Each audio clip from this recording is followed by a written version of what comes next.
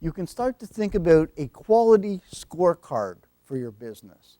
A scorecard that lets you break quality down into a set of criteria, lets you determine for your customer which of those criteria are most important, and then lets you set up a little very informal, very inexpensive process for continually monitoring your performance against that of the competition, criteria by criteria. And if you do that, what you come up with is a very simple diagnostic matrix, if you will. A diagnostic matrix which maybe once a quarter, maybe once a season, maybe once a year, enables you to look at quality and ask the question, into which cell would I place that criteria today? Based upon how important it is to the customer, essential or unessential, and based upon whether I perform it better or worse than the competition. And if you do this analysis for your store, what you will discover is there will be certain criteria which the customer may consider part of quality where you do not as well as the competition. Hopefully, though, it's something that's relatively unimportant to the customer. In this instance, you would not spend money trying to improve performance. Why? Because the customer will never reward you for it. All you want to do is start to monitor your environment to see if possibly it starts to creep in this direction. So, for example, 15 years ago, nobody really cared about environmental sustainability. And so, what did packaging look like? All manner of plastics. All manner of plastics, and we really didn't care if those plastics could be recycled. Today, I cannot release a plastic package unless it also comes with a recycling plan because the consumer won't buy it.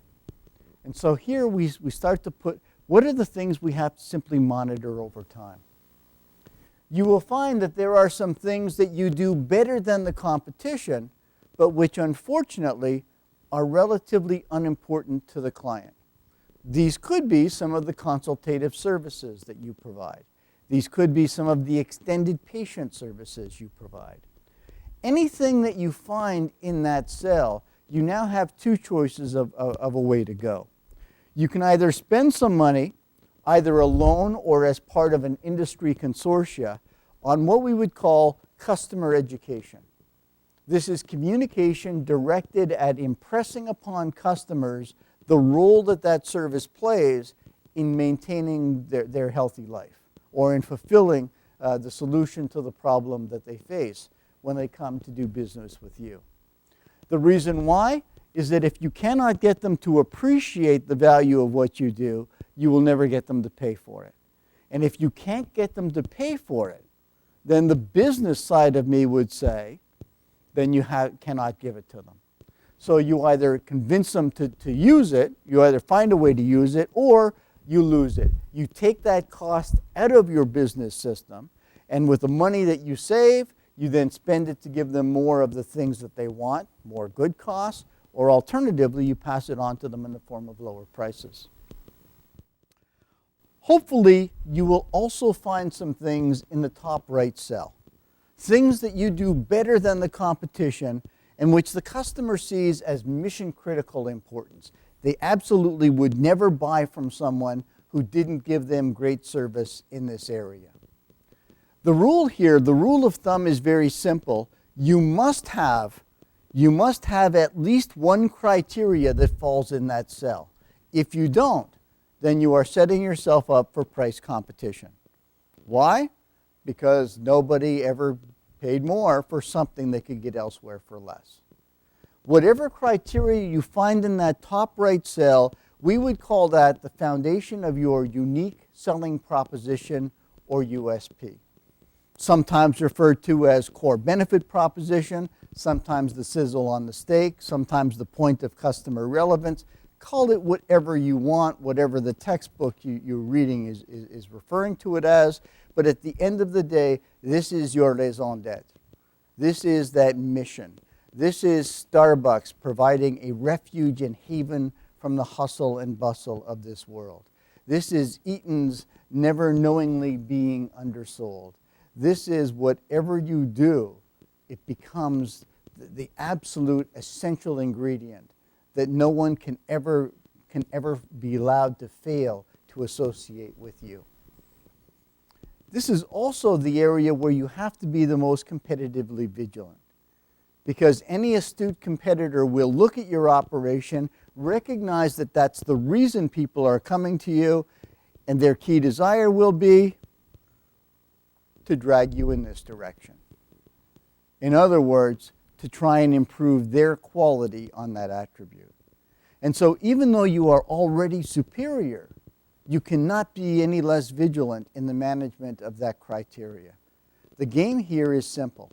You're here, they're here. In order to overcome your advantage, they will try to improve. If you let them catch up, you're back to commodity status. And so the idea is, as they are striving to come up to you, you're doing just a little bit to stay ahead. You don't have to do a lot, just a little bit to stay ahead. Finally, for some of you, you may find yourself operating in this lower left quadrant. This is the kiss of death. And the rule here is very simple. Because what entry in that cell basically says, there is something important to the buyer that I do not do as well as the competition. And obviously, if you're not doing something important to the buyer as well as the competition, the customer has no incentive to do business with you. And so the rule of thumb is, you can't have anything in that cell.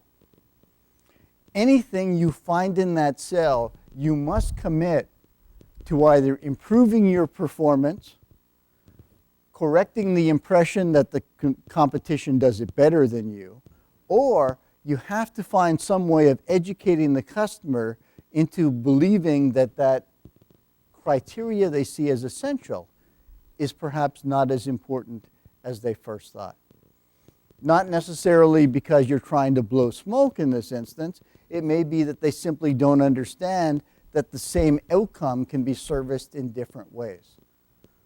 So, for example, if I'm trying to improve a patient's compliance with a prescription, while we may not think about it this way, one of the easiest ways to improve compliance is to make the pill smaller.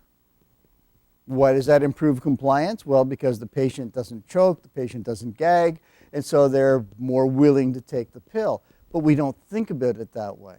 And so in this case, what we would have to do is some form of customer education, if you will, to show them that our weakness in a given area is not detrimental to the overall solution.